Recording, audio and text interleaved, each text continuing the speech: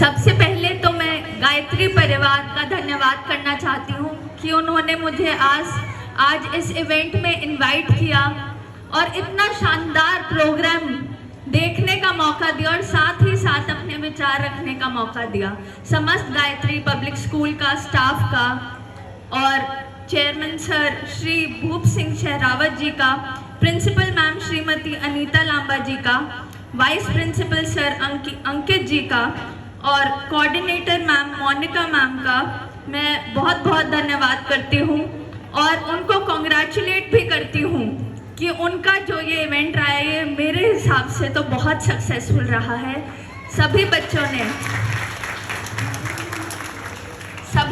ने इतनी शानदार परफॉर्मेंसेस दी हैं और ये स्कूल तो हर एक जगह होते हैं जहाँ पे पढ़ाया जाता है, जहाँ किताबी नॉलेज, किताबी ज्ञान दिया जाता है, लेकिन ऐसे बहुत कम इंस्टीट्यूशंस होते हैं। मैं इस जगह को गायत्री पब्लिक स्कूल को एक स्कूल नहीं कहूँगी, मैं इसे एक इंस्टीट्यूशन कहूँगी जहाँ बच्चों को ऑल राउंड डेवलपमेंट मिल रही है, स्टेज एक्सपोजर मिल रहा है और ज्ञान के साथ संस्कार मिल रहे हैं।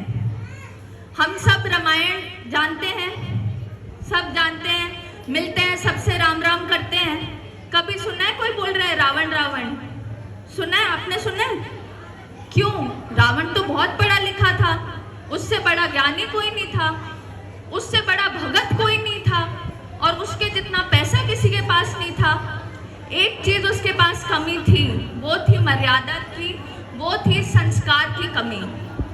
राम और रावण में क्या डिफरेंस था? सबसे बड़ा वो यही था कि उसके पास पैसा था, ज्ञान था, भक्ति थी, सब था, संस्कार नहीं थे। वहीं अगर उसके पास संस्कार होते तो जो वो सोने की लंका खाक हुई थी ना, वो पूरे विश्व को अपनी सोने की लंका बना सकता था। तो इसी मर्यादा को, इसी जो बाउंड्री है, ये जो पहचान है संस्कारों की, हमें इसे नहीं भूलना चाहिए।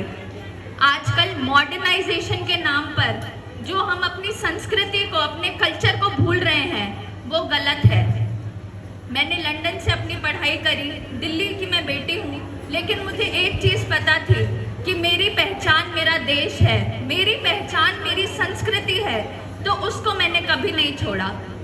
हमेशा से बताया गया था कि हमारे ग्रंथों में 4 तरीके की भक्ति बता रखी है। भगवान की भक्ति सभी करते हैं, सब जानते हैं। कुछ भी काम होता है तो हम बोलते हैं हे भगवान ये काम सिद्ध हो जाए।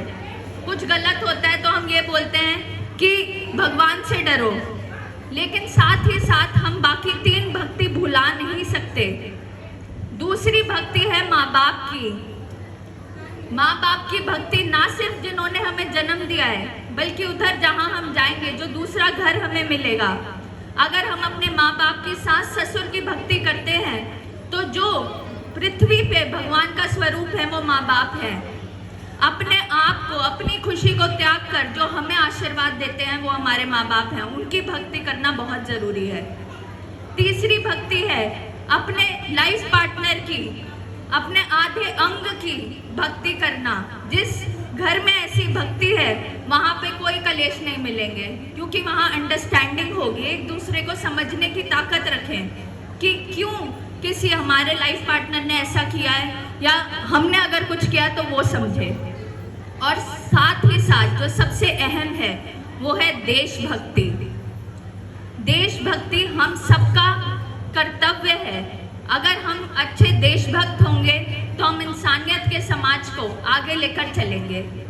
अब जब मैं भक्ति की बात कर रही हूँ तो सबसे ऊपर क्या आता है? किसी भी चीज़ को, किसी को भी अगर पूजनीय बनाना है तो उसके आगे हम क्या शब्द लगाते हैं? माँ, भारत माँ, गौ माँ। अगर माँ शब्द लग जाता है वो चीज़ अपने आप पूजनीय हो जाती है, क्योंकि माँ एक ऐसा रूप है, एक ऐसा व्यक्ति है जो कुछ भी कर जाएगी अपने बच्चों के लिए, उसकी सुरक्षा के लिए, उसकी खुशी के लिए। तो आज इधर उपस्थित सभी माँ को मेरा नमन। आप जैसी बड़ी योद्धा कहीं नहीं है पृथ्वी पे। बेशक वो हरियाणा हो, दिल्ली हो, भारत हो, अमेरिका हो, माँ का स्वरूप एक जैसा है। माँ हमेशा जब भी बोला जाएगा तो फिर वो एक शब्द नहीं बोला जाता, वो एक इमोशन होता है कि अगर चोट लगती है तो मुंह से क्या निकलता है, माँ। तो आज मातृ दिवस, मदर्स डे की आप सभी को बहुत बहुत शुभकामनाएं। और इधर उपस्थित, क्योंकि हम स्कूल में हैं, मैं सभी बच्चों को एक चीज़ बताना चाहती हूँ कि जीवन की एक शिक्षा ले लेना तो हमारा पूरा जीवन सुधर जाएगा। मेरे जो दादा ससुर हैं वो गीता के पाठी हैं, उन्होंने मुझे एक ही सीख दी है, बेटा हमारा जो जीवन है वो 4 शब्दों पर निर्धारित है, जन्म, अर्थ, कर्म, मोक्ष। हमने मनुष्य योनि में जन्म लिया है।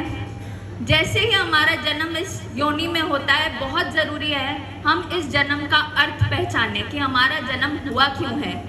इधर बहुत से बच्चे होंगे जो पढ़ाई में अच्छे हैं, बहुत से बच्चे होंगे जो पढ़ाई में ना अच्छे होते हुए लेकिन खेल में बहुत अच्छे हों, बहुत बच्चे हैं जो स्टेज मैनेजमेंट में अच्छे हैं, बहुत बच्चे हैं जो गाने में अच्छे हैं, बहुत बच्चे हैं जो और एक्स्ट्रा करिकुलर एक्टिविटीज़ में अच्छे हैं।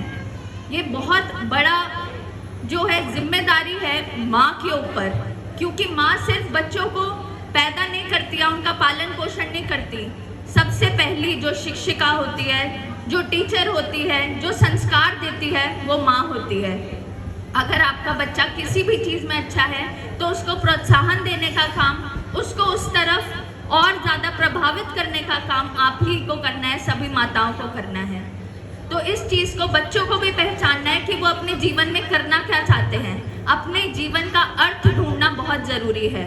साथ ही साथ उस अर्थ को पाने के लिए अपने कर्म ऐसे रखने चाहिए जिससे आप खुले आम, मैं बता रही हूँ, खुल के जी सके, किसी चीज़ का भय ना हो, डर ना हो। और ये कब होगा? जब आपके कर्म साफ होंगे। अगर आप सही काम करेंगे आपको कोई ना रोक सकता है ना टोक सकता है। कहते हैं ना कि सर उठा के कौन जीता है? जिसके कर्म साफ होते हैं। तो अपने जीवन के अर्थ में वही कर्म करें जो साफ हो और आपको आपके अर्थ से, आपको जो अपने जीवन में पाना है उससे आपको जोड़ते हों। और जब ये तीनों चीज़ें अलाइन होंगी, एक साथ होंगी, तो मोक्ष तो मिलेगा मिलेगा, भगवान के श्री चरणों में जगह तो मिलेगी मिलेगी। तो इस चीज़ को ज़रूर जानें। और आज मदर्स डे के दिन सब लोग, सभी बच्चे, आज आप लोगों का होमवर्क है कि आपको डिसाइड करना है कि आपको अपने जीवन में करना क्या है। मुझे फुटबॉल प्लेयर बनना है, मुझे एस्ट्रोनॉट बनना है, पायलट बनना है। जब तक आपका गोल सेट नहीं होगा तब तक आप उस पर काम नहीं कर सकते। ये नहीं सोचना कि कैसे होगा, मैं एस्ट्रोनॉट कैसे बन सकता हूँ। ये सोचना है कि मुझे एस्ट्रोनॉट बनना है। अगर ये सोच होगी तो रास्ते अपने आप बनेंगे। और जहाँ ऐसी माताएं हैं, जहाँ ऐसी मेरी बहनें हैं जो अपने बच्चों के लिए कुछ भी कर सकती हैं, तो वो एस्ट्रोनॉट क्या, वो तो अंतरिक्ष में प्लॉट भी खरीद देंगी। एक बार फिर मैं धन्यवाद करती हूँ गायत्री परिवार का कि उन्होंने मुझे इधर बुलाया और विचार रखने का मौका दिया। बहुत ही शानदार प्रोग्राम रहा है और मदर्स डे की आप सभी को बहुत बहुत शुभकामनाएं। अब मुझे 3 अवार्ड्स जो हैं वो देने हैं, तो फिर मैं जिनका नाम लूँ वो प्लीज़ स्टेज पर आएँ। सबसे पहले हम बुलाना चाहते हैं